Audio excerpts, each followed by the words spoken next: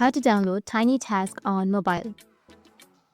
So if you want to download TinyTask on mobile, then what you need to do is first make sure that you have a stable internet connection. After that, you can open up your Play Store or your App Store, whichever device you're using. You can go with your search, and under search, you need to search for TinyTask. If you find TinyTask, you need to just go with install, which will be on the right side.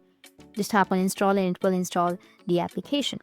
But if you don't find TinyTask on your Play Store or your App Store, then it means it's not available in your region or in your country.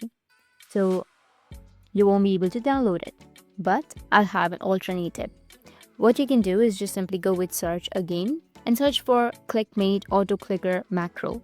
This works exactly like TinyTask. You can record your swipes, you can record typing, or you can record opening, closing, anything you want. You don't need to, or you don't have to use your brain. Just go and download ClickMate. And once you open up your ClickMate, or once you've installed and once you open your ClickMate, it will show you the interface from where you can tap, capture, and playback. You'll have 3 modes to use. You can just simply go with the record mode and you'll be able to record. So once you've started the recording, just go and record something and then stop the recording and you'll be able to view, record. You can also replay the touch input. You can also set your timing.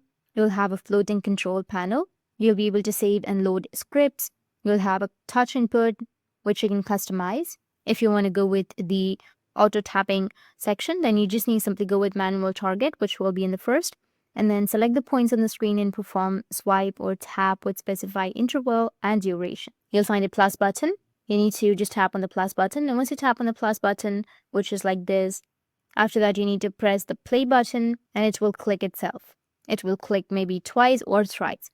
With this, you'll be able to automate your task with auto clicker. So that's it, and if you have any questions, feel free to comment below. Thanks for watching.